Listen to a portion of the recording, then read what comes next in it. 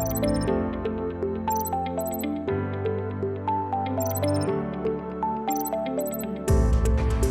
students, their topic is triangle. Do you know something about triangle?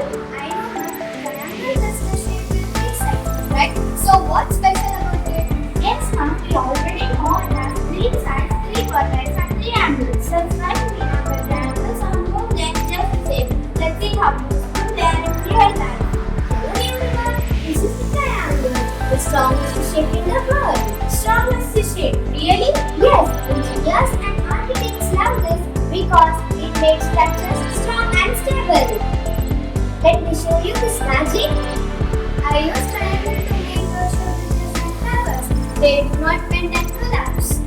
My roof is shaped like a triangle. It helps to control the water flow during rainfall. I use triangles in drawing, decoration and even painting in origami.